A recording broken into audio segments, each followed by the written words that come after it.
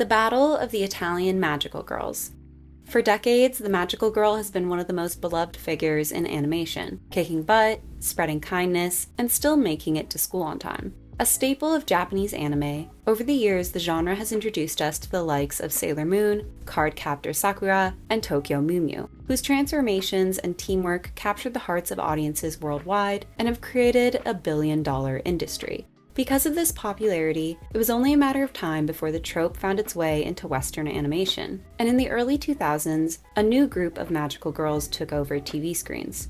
Connected by fate and gifted with elemental powers, they were tasked with protecting the world from evil forces. Under the guidance of their red-headed leader, they fought terrifying monsters and navigated the highs and lows of adolescence, all while looking fabulous. But what show are we talking about? Well, that's a trick question, because there were actually two, WINX CLUB and W.I.T.C.H. But despite their similar concepts, their paths couldn't have diverged more, with WINX CLUB exploiting its commercial potential, while W.I.T.C.H. was weighed down by corporate meddling.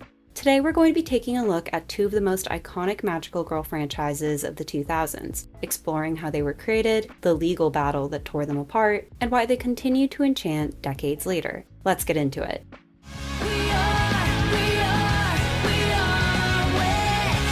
In the 1990s, Japanese media saw a spike in popularity internationally with films like Kiki's Delivery Service, video games like The Legend of Zelda and Final Fantasy, and shows like Dragon Ball Z, Pokemon, and of course, Sailor Moon. American and European artists took note and began incorporating anime-inspired visuals and story elements into their own work, resulting in the creation of cartoons like the Powerpuff Girls, Teen Titans, and Code Lyoko, and comics like The Boondocks, Mega Tokyo, and Yukiko's Spinach. Around the same time, Disney's Italian comics division saw a massive increase in readership, something credited to their innovative take on the company's existing IP, which included stories centered around Donald Duck's superhero alter ego and another following Mickey Mouse as a moody detective, which both appealed to the growing pre-adolescent boy market. The girl power movement was also on the rise at the time, which encouraged women to embrace their confidence and independence while also emphasizing sisterhood and the power of femininity. This concept was reflected in various aspects of pop culture, with music acts like the Spice Girls and Destiny's Child, shows like Buffy the Vampire Slayer and Charmed, and movies like Mulan and Practical Magic. With these female-centric projects being massively successful, Disney Italia wanted to replicate the formula, and in 1997, the company ordered the development of a comic series aimed at tween girls.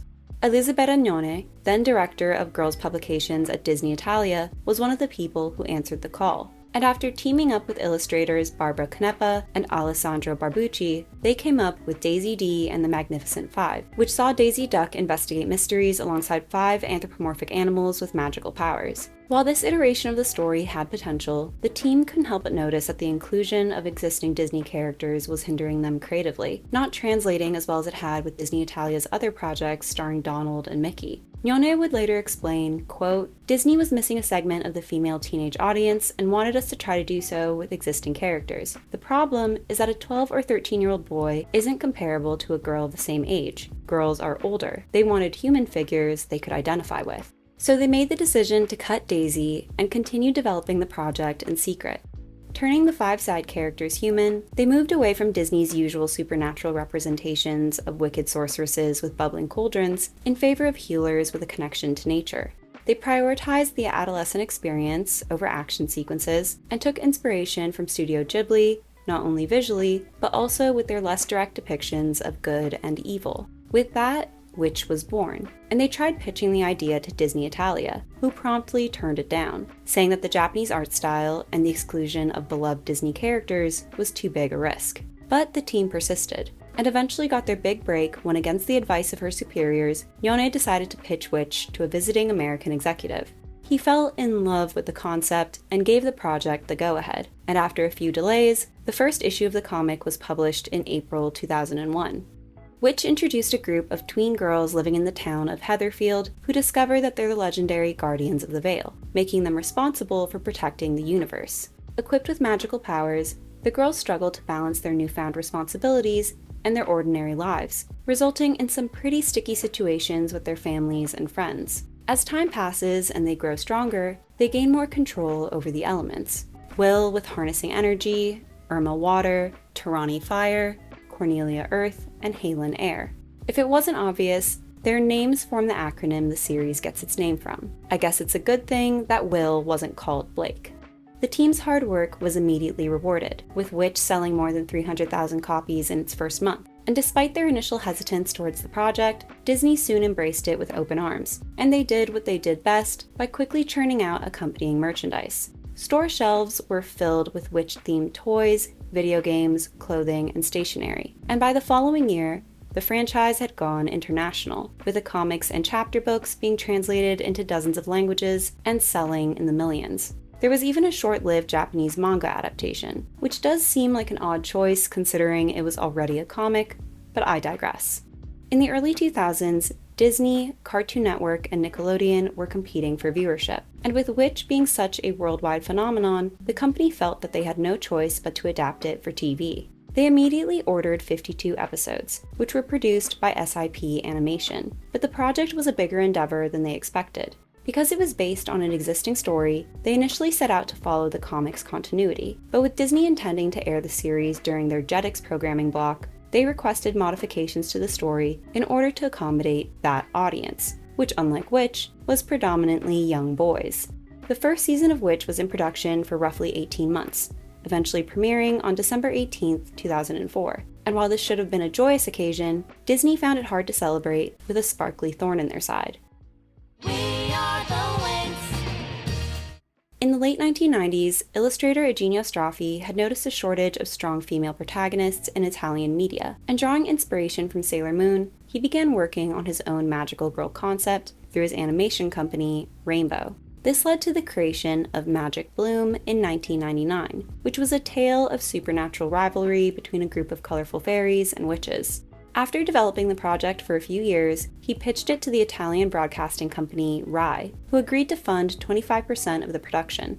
In 2002, they held a test screening of a short pilot episode, but reception was mixed at best. While children showed interest in the fantastical concept, they weren't fond of the animation style or the characters' designs, and despite all of the time and money that had already gone into the project, Straffi decided to scrap Magic Bloom and retool the concept.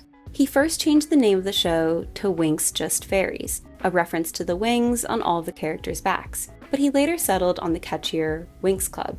To address children's concerns about the uncool aesthetic, he called in the help of Italy's fashion industry, who overhauled the characters' outfits and color schemes to be trendier and more eye-catching. They also decided to make the fairies more ethnically diverse than Straffi's earlier iterations, drawing inspiration for this multiculturalism from universally beloved pop groups like All Saints and the Spice Girls. The series followed Bloom, a seemingly ordinary girl from Earth who discovers that she's a mysterious destiny. She enrolls at Alphea's School for Fairies in the realm of magics, where she joins forces with 4 other teenagers to form the titular WINX CLUB. While protecting the world from darkness, the girls find themselves up against an assortment of villains, including the Tricks, a trio of witches who attend the rival magical school, Cloud Tower. Each member of WINX CLUB had a fairy form that gave them a pair of wings and amplified their powers, which were related to different elements and energies. Bloom was the fairy of the dragon flame, Stella was the fairy of the shining sun, Flora was the fairy of nature, Musa was the fairy of music, and Tecna the fairy of technology. Later on, they'd expand the roster to include aalyiah, also known as Layla depending on the version that you watched, who is the fairy of fluids. And later on, they'd add Roxy, the fairy of animals. WINX CLUB premiered on January 28, 2004, and despite not having an existing fandom, the show became a smash hit. After Straffi signed off on several licensing deals, the fairy floodgates opened, and soon there were video games, dolls, live performances, and comics featuring the characters, with merchandise amassing $200 million in sales by 2005, just a single year after they'd debuted. They managed to squeeze so much out of the WINX brand that even Disney would have been impressed. You know, if it weren't for the fact that they were direct competitors.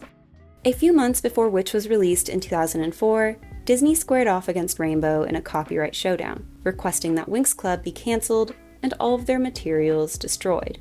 Their argument focused on the similarities between the two series visually and thematically, even claiming that WINX CLUB had committed espionage by hiring writer Francesco Artabani. At the time, the Italian animation industry was pretty small, and many independent creatives worked freelance on multiple projects, including Artabani, who contributed to both WINX CLUB and W.I.T.C.H. He's made it clear that both productions were aware of this ahead of time, even saying that part of his job at WINX CLUB was to ensure that there wasn't any overlap with W.I.T.C.H. And he felt as though Disney's argument about originality was a moot point anyway, considering both series took inspiration for their magical girl concept from Sailor Moon. After taking a look at their names and logos, the Italian tribunal ruled that the two brands weren't actually similar enough to be confused with each other, making trademark infringement a non-issue. And with Eugenio Straffi's first iteration of WINX CLUB, Magic Bloom, entering development in 1999, 2 full years before the W.I.T.C.H comic was released, the plagiarism argument fell flat as well. This marked one of Disney's rare legal losses, with Straffi saying that he became one of the company's most hated people. And even now, decades later, he continues to avoid any collaborations with the mouse. Not that I blame him. At the end of the day, media doesn't exist in a vacuum. And the same way we got Mirror Mirror and Snow White and the Huntsman in the same year, W.I.T.C.H and WINX CLUB were simply products of their time. The early 2000s were obsessed with fantasy worlds, unconventional heroes, and glittery girl power. So can we really be surprised that 2 separate people thought, hey, what if we put that all together? Now, I think it's fair to assume that Disney was trying to bully Rainbow into submission, a strategy that they've employed dozens of times over the years. But to be honest, their hissy fit wasn't completely unwarranted, because even as a kid, I couldn't help but notice how similar the 2 shows were, although my reaction at the time was less, there can only be one, and more, why not both? At their core, both shows revolved around the same idea, a group of teenage girls discovering their powers while navigating the awkward realities of adolescence. But that wasn't exactly a novel concept in the early 2000s. Cartoons like Danny Phantom, Kim Possible, American Dragon Jake Long, Totally Spies, and The Life and Times of Juniper Lee were all doing the normal kid with a secret life thing around the same time. And while Disney definitely made dual existences a big part of their brand, they couldn't claim to have invented it. The most obvious similarity between W.I.T.C.H and WINX CLUB were probably their characters, with both franchises featuring an ethnically diverse cast of young women with elemental powers. Now, this sort of multicultural friend group was pretty common in children's media at the time, as evidenced by Angels and Friends, My Scene, Strawberry Shortcake, Trolls, and Horseland. But because of their shared fantasy elements, WINX CLUB and W.I.T.C.H were easier to compare, with each of the main characters having a direct visual counterpart. Bloom and Will, Stella and Cornelia, Flora and Irma, Musa and Haylin, and after she was added to WINX CLUB in 2005, Aisha and Tarani. The only odd one out was Tekna. With both projects intending to appeal to young girls, they put a lot of emphasis on their clothing choices. When designing the WINX CLUB, Eugenio Straffi said he wanted them to resemble a clean version of the Bratz, and I think you can see that sort of fashion doll direction in the final product, with the characters dressing in hyper-feminine 2000 styles that looked like they'd come straight off the runway. The outfits in which were more toned down in comparison, looking like something a tween could believably wear without getting detention. They still had fun with the girls' looks, which were representative of their respective personalities, with Will being a bit of a tomboy, Cornelia boho, and Tarani experimental. Because both put their characters in multiple outfits over the course of the series, it made things a lot more interesting for the viewer, since you were always waiting to see what they'd be wearing next. And I still can't decide which group is more stylish. Transformation sequences are a staple of the magical girl genre, and the 2 shows handled them very differently. In which the girls are only 13, but in their guardian forms, they were aged up to appear older. For a lot of preteen viewers like myself, that was huge, as it acknowledged that unique adolescent feeling of being too young for adulthood, but too old for childhood. While the series name might have made you first think of green-skinned witches who rode around on broomsticks, their little wings and flowy outfits made them more reminiscent of fairies, something that only exacerbated the WINX CLUB comparisons. The Guardians' uniforms weren't especially glamorous, but they worked in the context of the story, and by sharing a color scheme, it tied them together as a unit, emphasizing the importance of teamwork. Meanwhile, the subtle variations in their looks, like Haylen's miniskirt, reflected the differences in their personalities and powers. Unfortunately, those details didn't translate well to animation, making the transformation sequences in the TV show a little less magical than the comics, which is honestly where WINX CLUB had them beat. In WINX CLUB, only the girls' outfits changed when they transformed, with each season introducing a flashier, frillier, fussier design. Their early color-coded ensembles are some of the most recognizable magical girl outfits in history. But with their sparkly tops, mini skirts, and high heels, they definitely looked more like pop stars than high school girls, lacking the relatability that W.I.T.C.H had. That distinction between attainable and aspirational was probably the biggest difference between the two shows, if you ask me, with their tone and message making it clear that they weren't actually targeting the same audience. W.I.T.C.H was darker and more grounded, exploring themes like responsibility, sacrifice, and the fear of growing up. The girls' powers came with emotional consequences, and their adventures weren't always fun. That carried through visually in both the comics and cartoon, which had muted colors, dramatic lighting, and nighttime battle sequences. WINX CLUB, on the other hand, was unapologetically bright and fun, which gave the series a more lighthearted tone overall, even when more dramatic scenarios popped up. It's very obvious that Bloom is the main character, and as a result, she sees the most growth and development over the course of the series, leaving the rest of the girls a little one note. Compare that to W.I.T.C.H, where we see how the characters interact with not only each other, but their families, which adds more nuance to their personalities and motivations. The fact that they still live in the real world and not a magical realm also makes their relationship dynamics more complex, as they literally have to hide a part of themselves from the people they care about. I always found it interesting that while the characters in WINX CLUB are technically older, the way they're depicted is more approachable for children, while I'd argue that the realism of W.I.T.C.H is more appealing to the early teen crowd. Both shows incorporated fashion, friendship, and fantasy, elements that are traditionally considered more feminine, and it's no surprise that so many young girls were drawn to them. The two shows explored femininity in very different ways, in which it was internal, with the characters' femininity relating to their empathy, intuition, and emotional strength, whereas in WINX CLUB, it was external, being expressed through the characters' confidence, clothing, and abilities. Both approaches were empowering in their own way, but WINX CLUB definitely had the marketing edge. When W.I.T.C.H was first being developed, it was the product of pure passion created by a small, tight-knit team of artists and writers who genuinely cared about the story they were telling, which is probably what made it feel so magical in the first place. But once Disney executives started getting more involved, things changed, and not necessarily for the better. Elizabeth Agnone, who had spearheaded the project from the very beginning, was the first to go. She actually left W.I.T.C.H before the comics even hit newsstands in 2001, later describing the experience as a nightmare. But on the plus side, she managed to negotiate a creator credit on her way out, a small but important victory in a pretty thankless industry. Things seem to have turned around for the better, however, as she's now working on Fairy Oak, a cozy cottagecore series about twin sisters with magical powers.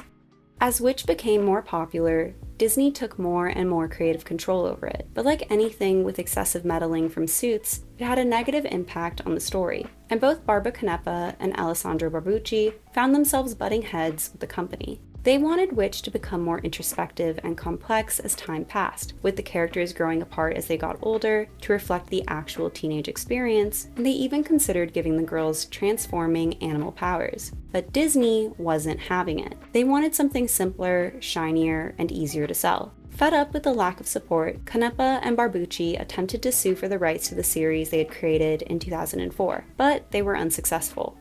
When the comics debuted in 2001, W.I.T.C.H proved that a magical girl story could be thoughtful and mature, but Disney felt that they'd be better off dumbing things down. That became especially clear in the television adaptation, which leaned into action and humor instead of the series' emotional depth.